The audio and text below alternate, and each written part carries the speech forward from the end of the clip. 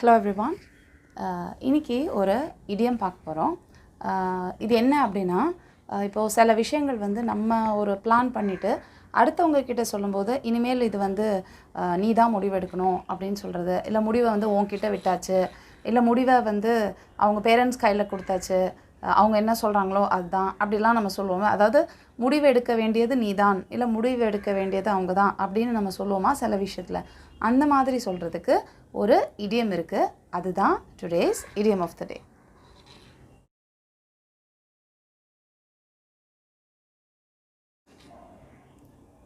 Today's idiom of the day, ball is in your court.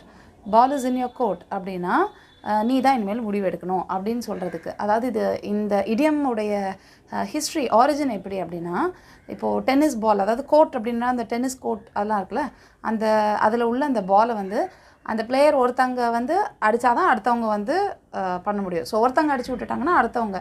So இப்போ என்னோடய turn முடிஞ்சிருச்சு, இனிமேல் இது வந்து த ball is in your court, இப்போ உன் கோர்ட்டில் இருக்குது, நீ தான் முடிவு பண்ணணும், நீ தான் அது வந்து ஹிட் பண்ணணும் அப்படி மாதிரி சொல்கிற அதுதான் வந்து அதோட ஆரிஜின் அப்படின்னு சொல்கிறாங்க. பட் அதுக்கு நம்ம இடியமாக பார்த்தோம் அப்படின்னா அர்த்தம் என்ன அப்படின்னா, இப்போ நான் என்னோடய முடிவு இவ்வளோ தான், இதுக்கப்புறம் வந்து இது உன்னோட முடிவு, நீ தான் என்னன்னு சொல்லணும் அப்படின்லாம் சொல்லும்போது, okay this is my plan, now ball is in your court அப்படின்னு சொல்லிட்டு சொல்லலாம். இப்போ நம்ம ஏதாவது ஒரு ஊருக்கு போகிறது, இல்லை ஏதோ ஒரு விஷயத்துக்கு ஒரு டெசிஷன் எடுக்கிறது எல்லாம் வந்து okay I have taken this decision but now the ball is in your court அப்படின்னு சொல்லலாம். இல்லை இப்போ நான் டெசிஷன் எடுத்துட்டேன், பிளான் டெசிஷன் எடுக்க வேண்டியது அவன் தான் அப்படின்னு சொல்கிறது, this is my plan but the ball is in his court அப்படின்னா இப்போது அவன் தான் எடுக்கணும் அப்படி சொல்கிறதுக்கு. ஸோ நீங்களும் இப்போது இதை வந்து எப்படி யூஸ் பண்ணலாம் நம்ம அப்படின்னு பார்த்தீங்கன்னா, இப்போ ஒரு கான்வர்சேஷனில் வந்து போயிட்டுருக்கு அப்படின்னா ஒரு பெரிய சென்டென்ஸாக சொல்லி தான் நம்ம வந்து இடியம் சொல்லணும் அப்படின்னு இல்லை. இந்த இடியமே ஒரு சென்டென்ஸாக நம்ம சொல்லிடலாம்.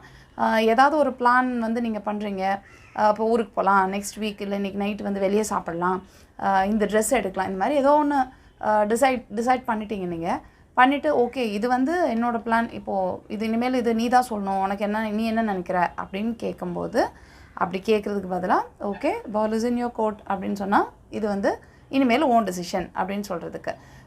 ஸோ ரொம்ப ஈஸி நமக்கு சொல்கிறது, பட் ரொம்ப காமனான ஒரு இடியமும் கூட, எல்லோரும் யூஸ் பண்ணுவாங்க. ரொம்ப ஃபெமிலியரான ஒரு இடியம் தான் இது, நிறைய பேருக்கு தெரிஞ்சுக்கும்னு நினைக்கிறேன்.